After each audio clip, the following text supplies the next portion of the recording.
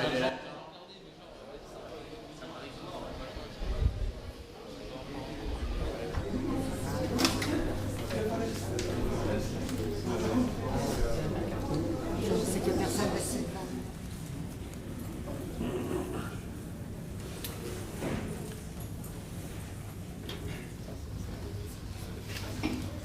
à toutes, bonjour à tous. Merci d'être venus, d'avoir répondu à notre invitation.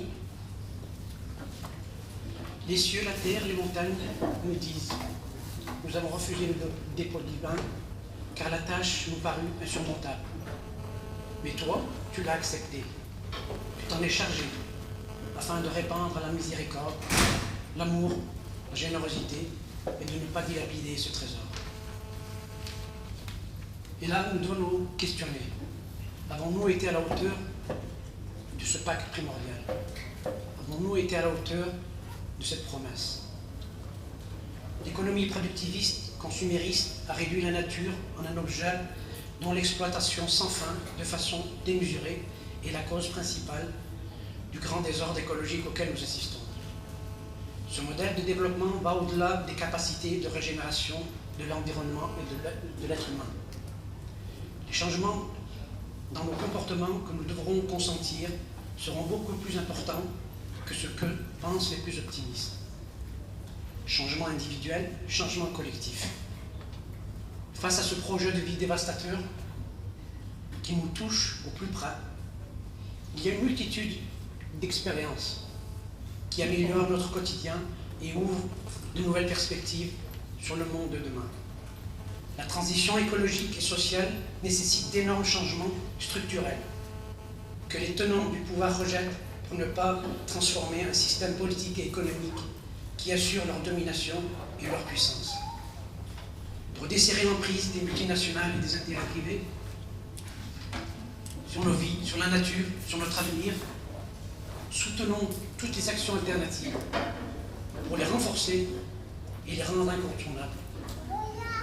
C'est bien ce qui nous réunit toutes et tous ici aujourd'hui, afin de proposer une réflexion, de témoigner d'expériences diverses, mais aussi de témoigner de notre volonté farouche de prendre part au grand débat qui traverse notre société, apporter des solutions pour un changement individuel et collectif. Avec d'autres mobilisations citoyennes, nous voulons qu'enfin de vraies décisions se prennent à la conférence de Paris sur le climat et renforcer les dynamiques citoyennes pour la justice climatique. Nous le pouvons, nous le devons. Nous devons respiritualiser notre rapport à la nature, à l'animal, afin d'être à la hauteur du pacte primordial, afin de respecter cette promesse initiale. Merci aux intervenants de nous faire partager leur expertise et leur expérience. Et je veux aussi remercier les personnes qui ont immédiatement cru à ce projet. À toi Maria, à toi CM, à toi Muriel, qui avait porté ce projet à bout de bras. Et n'est-il pas un meilleur symbole que ce soit des femmes, les piliers des assises. Merci et bon après-midi.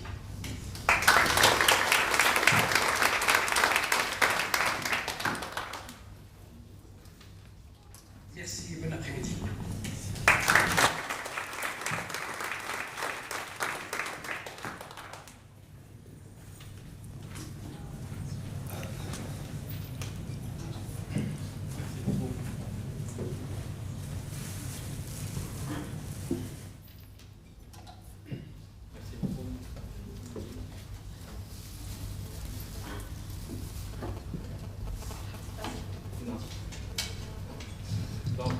Merci beaucoup Jaja pour cette introduction.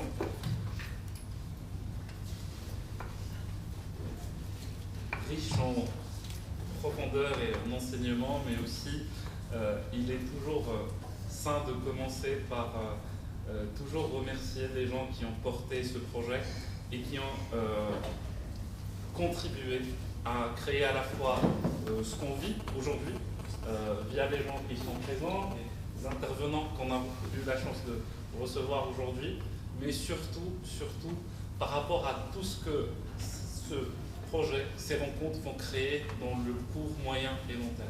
Le but, c'est de vraiment élargir notre regard au maximum et d'être reconnaissant envers ces gens qui ont eu l'audace, l'honneur et la créativité en fait de commencer ce projet et que j'espère sera riche, profond et émergera à la fois des réflexions, des travaux, des actions concrètes sur le terrain et qui sera bénéfique pour l'ensemble en fait des acteurs en fait de l'environnement mais aussi de la société dans son ensemble.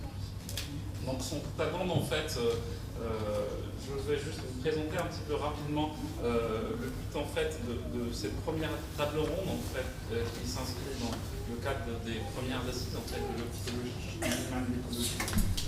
Pour faire bref et pour être le plus vrai possible avec vous, nous avons deux objectifs. Enfin, c'est que être le plus divers possible et que ce soit la plus participative possible avec vous.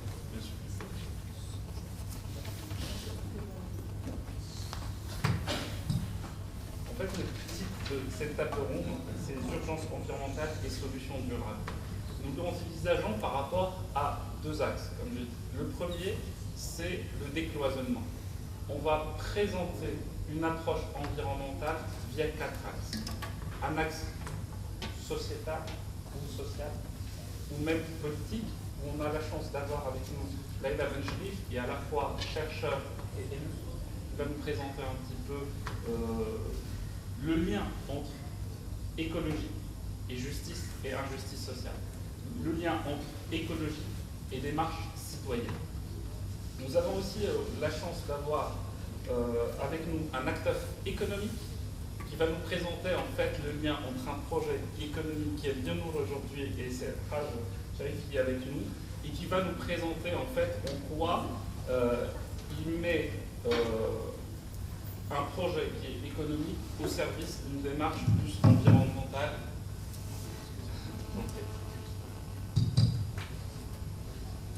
et sociale. Et nous avons aussi Laure Morissini qui est avec nous, qui va nous présenter un projet concret. Ça ne fonctionne pas.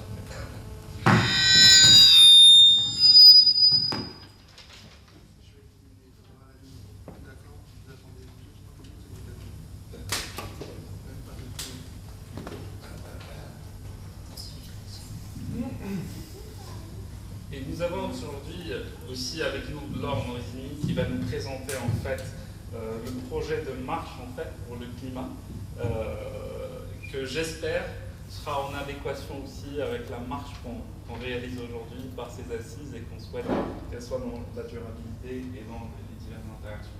Et je clôture, et comme on dit, Mr. Khitan, c'est par rapport à notre sœur Dalal Benamar en fait, qui va nous présenter un projet de ferme en fait, collaboratif et qui aujourd'hui va, au-delà du projet qu'il va bien sûr nous présenter, va nous montrer comment en fait une démarche environnementale s'inscrit dans un cadre d'un cheminement spirituel et quel lien elle fait entre ce projet et entre son cheminement spirituel qui est ici. Donc j'espère que ça sera une table ronde riche, très interactive et qu'on sera à la hauteur de vos attentes et à la hauteur des richesses des intervenants qui composent ce table. Donc, juste pour résumer, on a un volet spirituel, on a un volet politique et social, on a un volet économique. Et j'espère que vous ne serez pas avares avec nous par rapport à vos critiques, par rapport aux observations et remarques ou même contributions s'il y a des acteurs dans le public qui veulent témoigner d'une expérience, d'un projet. Sachez qu'ils sont les bienvenus. Sans trop tarder, je vais commencer par donner la main à Laure Morissini en fait, pour nous présenter le projet de marche pour le climat. Merci beaucoup. Merci Nabil, merci à vous d'être là pour ces premières assises. J'imagine qu'il y en aura d'autres. C'est une très belle initiative. Félicitations aux organisateurs. Initialement, j'avais contacté juste pour faire une petite annonce pour la marche et c'est devenu une grande annonce, donc doublement merci. Alors comme vous le savez, Leïla s'étendra plus tard de façon plus approfondie entre le 30 novembre et le 11 décembre. se réuniront à Paris 196 dirigeants du monde entier pour la conférence des Nations Unies sur le changement climatique. Cette conférence des Nations Unies sur le changement climatique, c'est une convention qui a été adoptée en 1992 à Rio et qui se réunit pour la 21e fois à Paris. Donc c'est ce qu'on appelle la COP, Conference of Parties, conférence des parties de cette convention, toutes les parties qui négocient ensemble cette convention. Donc au moment où ils se réuniront au Bourget, ces dirigeants, pendant une dizaine de jours, il y aura aussi plein d'autres acteurs qui auront l'occasion d'échanger, des acteurs économiques, des acteurs de la société civile, des peuples premiers par exemple, des groupes de femmes et des groupes de foi aussi, qui font partie des parties prenantes, des groupes qui ont des initiatives, qui portent des initiatives. Alors, dans cette réunion, vous savez que la raison pour laquelle on en parle tellement, c'est qu'elle est capitale parce qu'on s'approche un peu du point de non-retour, de ces fameux 2 degrés de changement climatique, au-delà desquels on ne sait plus revenir en arrière, on ne sait pas ce qui peut se passer. On sait que c'est après 2 degrés que dégèle le permafrost, que dégèle les pôles, que ça acidifie les océans, et donc après ça crée des boucles de rétroaction qui font que la situation devient vraiment dramatique.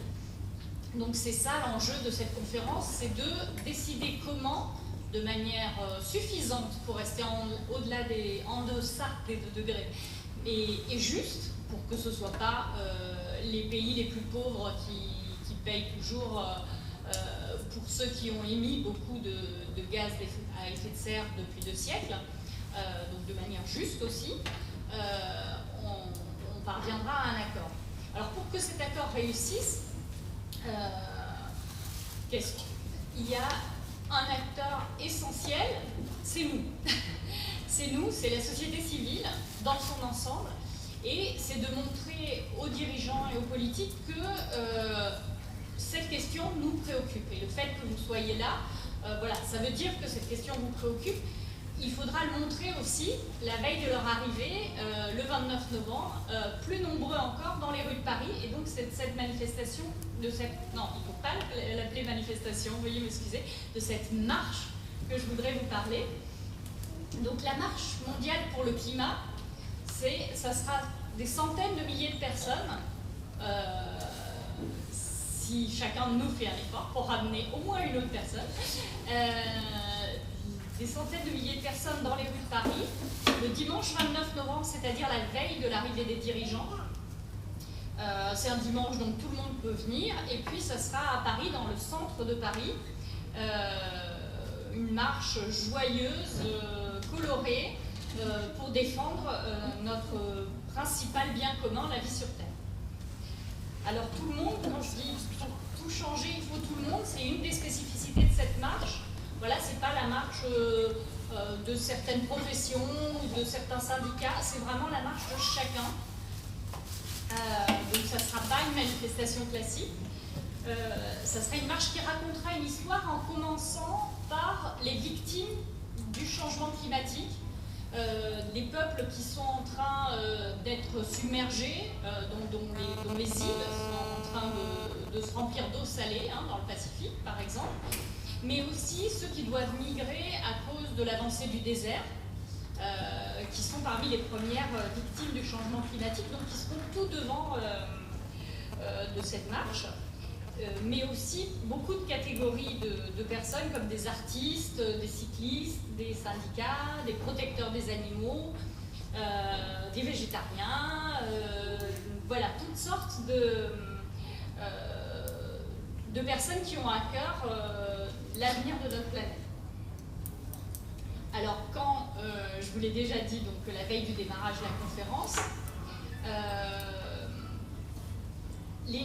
la chose importante, c'est que les négociateurs, c'est des politiques et c'est des diplomates, et ils arriveront cette fois-ci, en général ils arrivaient à la fin de la période de négociation, les chefs d'État, le dernier week-end.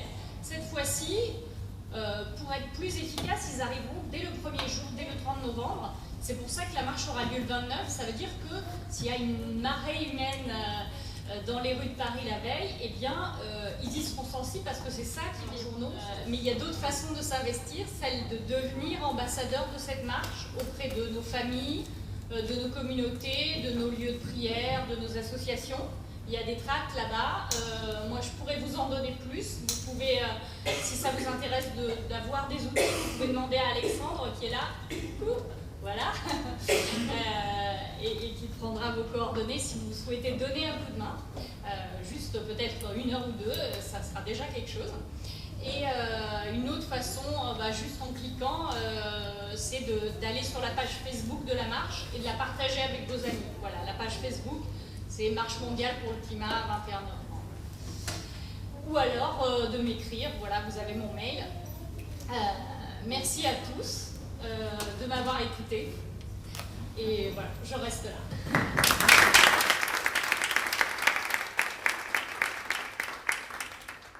Merci Laura pour cette belle initiative.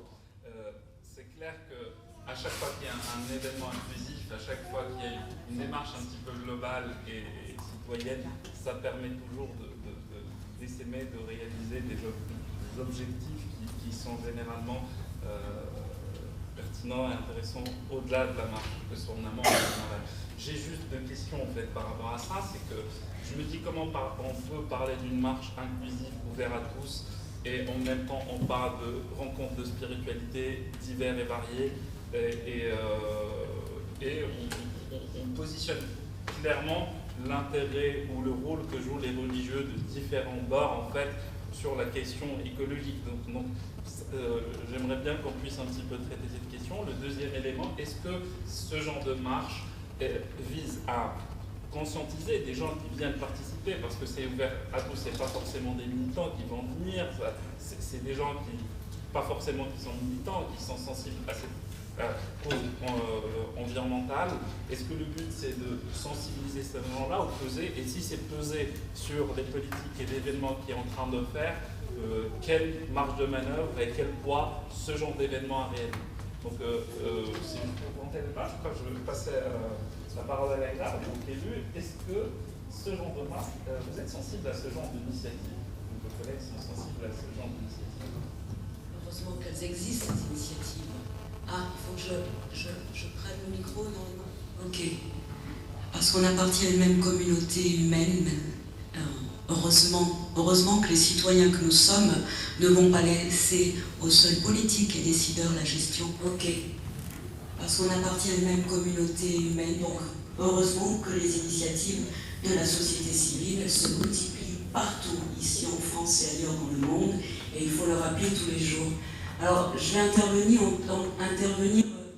présenter comme élue. Je suis élue vice-présidente du Conseil régional de Rhône-Alpes, en charge de l'éducation populaire, la démocratie participative, la vie associative. C'est mon premier mandat électif. Je suis contre la cumul des mandats. Je n'ai pas d'autres mandats, mais j'ai une vraie vie, un vrai métier. Être élu n'est pas un métier. Pour moi, c'est juste un temps dans mon parcours d'engagement de citoyen. C'est une étape dans mon histoire d'engagement de militante ou de citoyenne tout court. Donc j'ai un vrai métier, je suis universitaire, enseignant-chercheur, et je travaille depuis 2008 sur le développement, je mets en place des programmes de formation et de recherche sur les éducations à ce que j'appelle souvent le parent pauvre de l'éducation nationale, à savoir former les enseignants de demain à ce qui n'est pas une discipline, c'est-à-dire travailler la question de l'éducation à la santé, éducation à la citoyenneté, éducation à la paix, éducation à l'environnement et au développement durable. Bref, toutes ces éducations-là qui s'inscrivent dans des logiques forcément pluridisciplinaires et transversales et qui fabriquent le citoyen de demain. Voilà, donc ça c'est ma casquette d'universitaire, mais j'ai d'abord une casquette de citoyenne, comme vous tous aussi, ici dans cette salle et autour de la table, parce que la question, le défi que nous avons à relever, il est, je le redis, il est planétaire. planétaire et c'est la première fois, me semble-t-il, qu'il y a une conscience mondiale, d'accord, une conscience mondiale sur le fait que nous malmenons notre planète et qu'il y a urgence à la protéger parce que on a parlé, Laura a évoqué les 2 degrés, hein, ce qui nous appartient aujourd'hui. On verra quelles seront finalement les décisions importantes prises en décembre 2015 en temps de la COP21. Est-ce que nous arriverons réellement à contenir les 2 degrés du réchauffement climatique, le réchauffement de la planète d'ici la fin du siècle? Elle est là la question. Tous les rapports, tous les experts du GIEC notamment nous expliquent qu'on est largement, pour l'instant, hein, les perspectives elles sont malheureuses, on est au-delà du 2 degrés. Alors on ne sait pas trop ce que ça peut vouloir dire, ce chiffre de 2 degrés, on l'entend un peu partout, il faut contenir. Et effectivement, cette élévation de température à plus de 2 degrés, mais la réalité c'est concrètement à la fin du siècle. Laura l'a abordé, ce sont des territoires qui vont disparaître, qui vont être immergés en Asie du Sud-Est, même en Europe, les frontières, les littoraux, une partie du littoral atlantique, de la France par exemple, etc. Pardon. Justement, par rapport à cette question, on parle de territoires qui vont disparaître, en fait c'est un enjeu purement climatique, mais ça relève aussi la question de la gestion des mouvements migratoires et des réfugiés. Donc comment on fait le lien? Je vais l'aborder, parce que là on entend beaucoup de choses, on le dit, nous sommes des citoyens engagés, cultivés et qui savons aussi exercer notre esprit critique. On sait exactement tous les scénarios qui peuvent se réaliser d'ici la fin du siècle si on continue à consommer comme nous le faisons, etc., à gaspiller et à ne pas respecter la nature. Un chiffre qu'on ne connaît pas, ou une situation qu'on veut méconnaître, c'est celle liée aux migrants, ce qu'on appelle les migrations environnementales ou climatiques. 163 millions d'hommes et de femmes seront forcés de se déplacer d'ici la fin du siècle si nous ne faisons rien.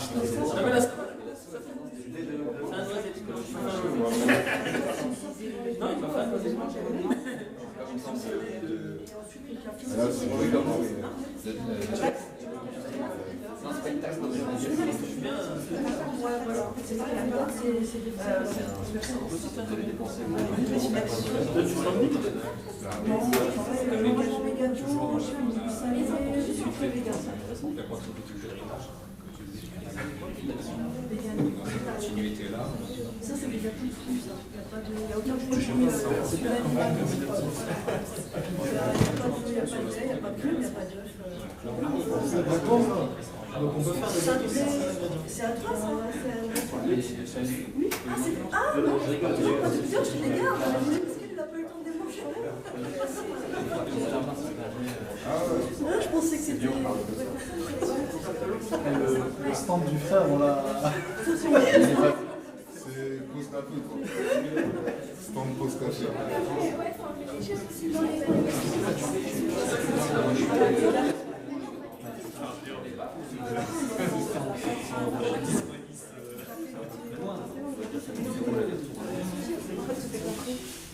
Ah oui, d'accord. Ah oui, c'est un hébergement, il y a des remplacements localement,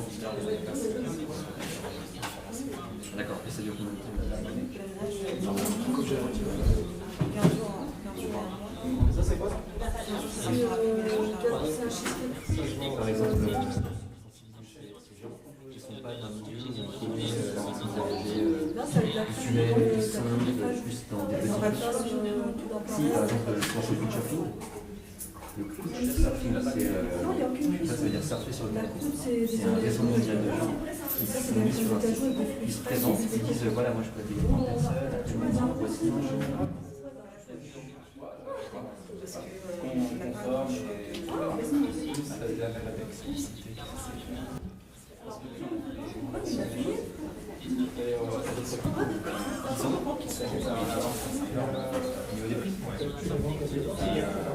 Justement,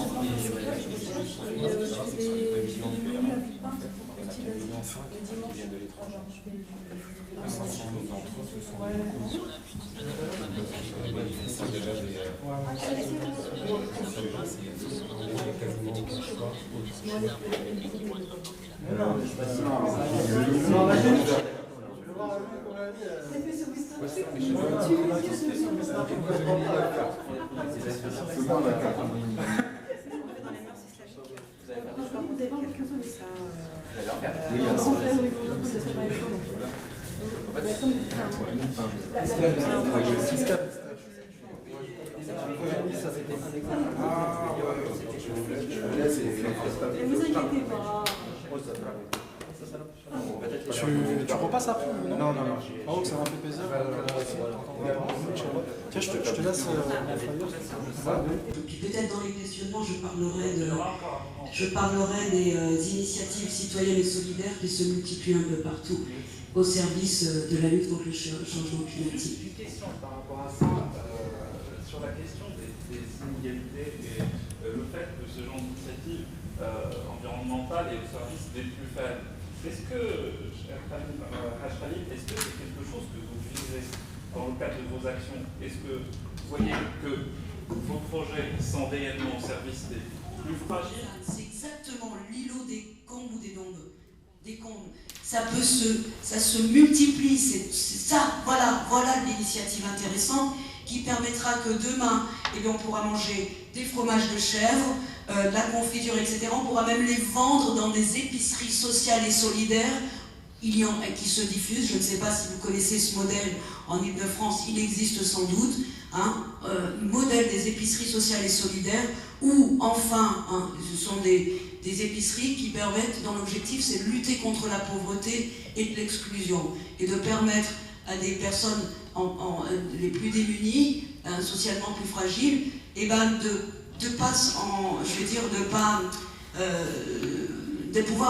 de pouvoir manger autrement que via les restos du cœur, excusez-moi de le dire comme ça, et la banque alimentaire. Donc, on multiplie l'accès, on donne plus de moyens pour installer plus de paysans, on accompagne ces initiatives économie sociale et solidaire, etc. Et c'est comme ça qu'on pourra manger plus sainement et accéder à une alimentation saine sans se ruiner. Merci beaucoup. Ouais.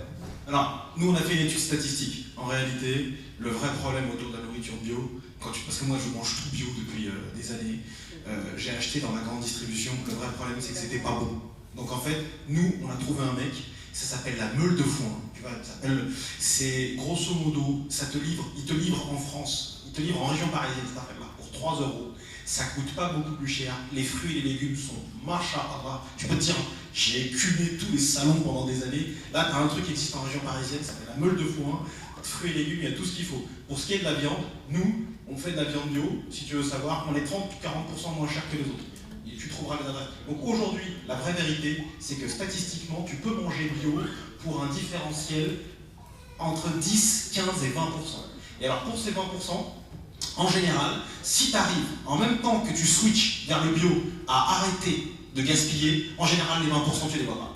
Donc arrête de gaspiller, va sur la meule de foin, repère les 3 petits trucs, tu peux du jour au lendemain avoir un tout petit différentiel. Et pour ce petit différentiel, Harry, souviens-toi de cette phrase de mon père, il vaut mieux donner son argent à l'épicier qu'au pharmacien.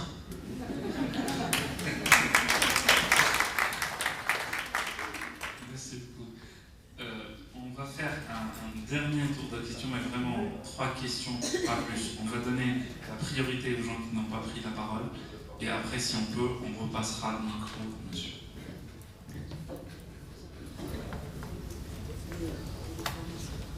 Non. Dieu merci. Alors ma question, elle concerne la viande encore, la viande bio dont vous parlez. Alors est-ce que c'est de la viande bio, c'est-à-dire que c'est des animaux qui ne consomment pas d'antibiotiques, etc.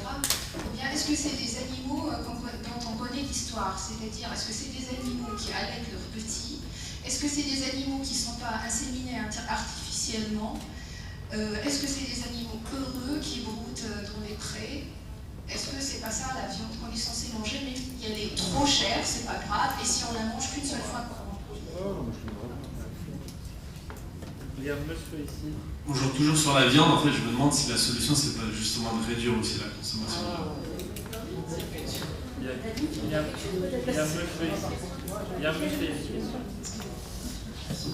Oui, bonjour à tous. Alors, ma question en fait, plutôt ma remarque d'abord, c'est que j'ai un vrai problème avec le bio. Parce que moi aussi je mangeais bio jusqu'à un certain temps, et puis j'ai fait des études plus poussées, j'ai découvert que statistiquement il n'y avait absolument aucune différence en termes d'effet sur le corps, en termes de nutriments, en termes de maladies entre le bio et le non bio. C'est-à-dire qu'en fait, jusqu'à aujourd'hui, il n'y a aucune strictement, je sais ce que je dis, c'est-à-dire qu'on veut vérifier, études scientifiques. Alors, je préfère dire, au lieu de dire il n'y a pas de différence, ok, il n'y a aucune étude scientifique qui démontre une différence à court et moyen terme entre le bio et le non bio. Donc, à mon avis, c'est plus des enjeux économiques et de lobby et un marché qui est là, qui est en train de pousser la consommation et la production de bio. Et finalement, c'est la question de savoir si on se ruine en mangeant du bio ou pas, finalement, peut-être que c'est une fausse question. J'ai une deuxième petite question, alors c'est le chercheur en machine learning qui la pose. Comment ça, avec des algorithmes, lutter pour la nature avec des algorithmes, j'aimerais bien savoir plus si c'est possible. Alors, ouais. Merci. J'essaie de répondre.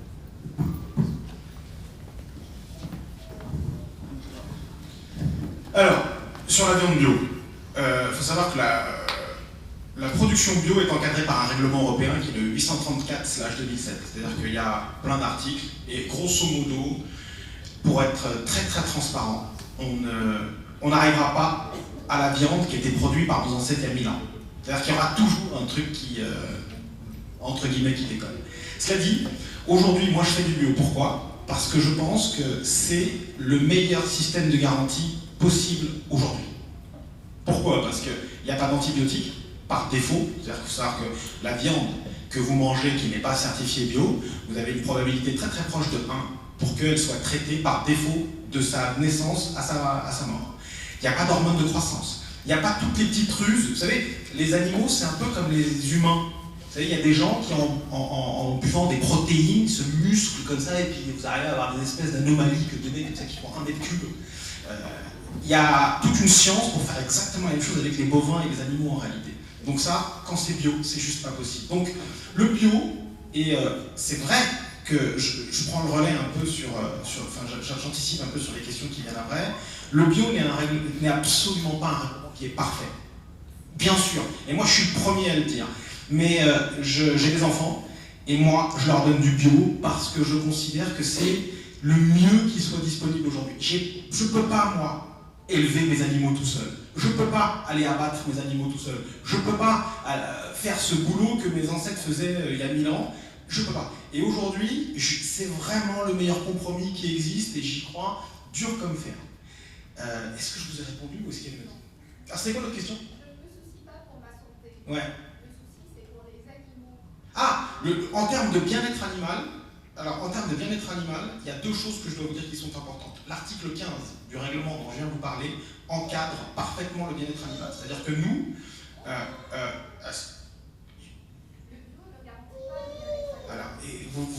je vous renvoie à l'article 15. Non, mais je ne vous dis pas que le règlement est appliqué. Je ne vous dis pas que c'est parfait. Je ne vous dis pas que c'est bien. Je vous dis que... Pas formellement, vous avez raison. Et n'exige pas que les vaches, par exemple, allaitent leurs petits. Pas formellement, oui. Alors, nous, on le fait avec nos producteurs à nous. Parce que nous, on travaille avec nos producteurs comme ça. Mais effectivement... Comment Nos veaux? Ah, bah, jusqu'à 18 mois, nos veaux, hein. Jusqu'à 18 mois, nos veaux, ils sont allaités. Alors ça dépend, parce que vous savez, c'est comme les humains. Il y a des choses... Mais ça, c'est des considérations techniques, si vous voulez. C'est très compliqué, les questions que vous me posez. En fait, pour moi, vous mettez une autre marque, vous ne l'appelez pas bio, vous l'appelez halal, pas bio, je ne sais pas quoi. Ouais. Vous ne l'appelez pas bio, mais qui respecte tellement l'animal et qui respecte... Mais je suis pas... Non mais madame, c'est ce qu'on essaye de faire. Ce que je veux vous expliquer, c'est que... Et là où moi je plaide coupable, hein, je suis pas en train de dire qu'on est parfait. Ce que je suis en train de vous dire, c'est que quand on est dans des logiques de production plus ou moins massives, dans des logiques de production pas industrielles, parce que c'est contre notre éthique, mais dans des logiques où on peut essayer de servir tout le monde, on est obligé de faire des compromis. Alors, nous, on est clair sur les compromis qu'on fait.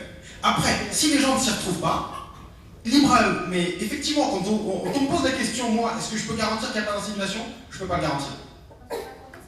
Je suis désolé. Mais c'est technique, hein, mais moi je veux bien vous en reparler après, mais c'est très technique. Après, pour les questions du monsieur, maintenant, les études qui disent aujourd'hui que le bio, techniquement, il n'y a pas de différence entre ce qui est bio et ce qui est non bio. Vous savez, il y a des études aujourd'hui qui disent qu'on n'a pas été sur la Lune. Il y a une étude, parce qu'elle existe en soi, ne prouve absolument rien. Moi, j'ai des dizaines d'études que je peux mettre à votre disposition où on démontre que le bio a un vrai intérêt. Bon. Après, j'ai envie de vous dire, vous savez, c'est une question de point de vue, après. Moi, je pense. Mais non, mais même dans les faits, après maintenant, sur le machine learning, pour vous répondre, je pense que moi j'ai planté des centaines de milliers d'arbres, j'ai fait plein de trucs qu'on peut faire. Aujourd'hui, moi je pense que j'arriverai à un bien meilleur résultat avec des gens qui vont être capables qui seront super forts dans les techniques qui intéressent vraiment les mecs les plus puissants. Et quand je dis qui intéressent, qui font peur aux mecs les plus puissants. Donc moi, au lieu de mettre mon énergie à planter des arbres, je vais former des mecs qui vont être capables de fabriquer des robots, qui vont être capables aujourd'hui de faire le big data nécessaire, qui vont être capables de développer les applications nécessaires pour intéresser Google. Et c'est comme ça. Effectivement, c'est une voie détournée. Mais je pense que, par exemple, aujourd'hui, si on est capable de faire des applications qui rendent, moi par exemple, je travaille sur un projet pour rendre des algorithmes de prédiction qui vont nous permettre aujourd'hui de rendre la vie plus démocratique dans des pays du Maghreb. Si vous arrivez à faire ça... C'est quoi le lien avec l'Europe? Non, mais je réponds à sa question, parce que... Mais attendez, c'est à lui qu'il faut la poser la question. Moi, je réponds à sa question. Ou alors, je vous donne de répondre à la question. Non, au contraire. Ce qu'on souhaite, c'est de voir en quoi l'activité de développer des algorithmes et aller sur ce champ-là favorise la cause de l'environnement et la Ouais, alors ça le favorise de manière détournée parce que ce que je pense, moi, c'est un point de vue pour le coup très personnel sur lequel il n'y a pas d'études, ce que je pense, c'est que la force de frappe qu'on a le jour où il faut aller négocier avec les mecs qui fabriquent ce monde, la force de frappe qu'on a quand on fabrique des algos et quand on est capable, en fait, si vous voulez, d'orienter la très très haute technologie, elle est autrement plus puissante que quand on a planté 1 milliard d'arbres. Répondu? Parfait. Merci beaucoup. En fait, juste, on aura tout à l'heure en pause, les participants, les intervenants dans la pause, on peut échanger individuellement, mais malheureusement, je suis désolé, vous avez... J'ai un témoignage. Je suis sincèrement désolé, juste par respect en fait, par respect entre nous, je suis tout à fait formel, je ne peux pas vous donner la parole. S'il vous plaît, il y aura un autre temps d'échange tout à l'heure, il y aura une autre conférence. Là, en fait, il est 16h, c'est le temps de pause, on est à 16h05, on a déjà pris 5 minutes du temps qui nous est imparti. Je vous assure qu'on aura un autre temps d'échange, vous prendrez la parole, personne ne vous interdira. Je veux juste passer un mot que vous voulez dire tout à l'heure, et on conclura. Je voulais juste, c'était en lien avec ce que vous disiez vous justement, monsieur, votre expression de pessimisme sur l'avenir. J'ai beaucoup aimé tout à l'heure entendre Dalel, et je pense que c'est une des pistes, une des façons d'agir, c'est collectivement par la force, par la rue, par la force au sens pacifique bien sûr, hein, par ce type de marche. Mais une autre force, c'est de construire des projets comme mon voisin de gauche, comme ma voisine de droite, là, au fond, et avec un langage différent, parce que ça lutte contre le désespoir. Et effectivement, la planète peut se passer de nous, mais les humains, ils vont beaucoup souffrir, et les animaux aussi vont beaucoup souffrir parce que le changement climatique, ça leur fait faire en quelques dizaines d'années des changements qui par le passé se faisaient en quelques centaines de milliers d'années. Donc effectivement, ça va avoir des conséquences très graves sur la biodiversité aussi. Mais ce changement d'approche en changement de cœur, de se rendre compte qu'on est robotisé et d'avoir une relation différente à la nature, à la vie quotidienne, ça c'est une piste qui durera et qui sera un changement profond qui va nous faire du bien à tous. Merci.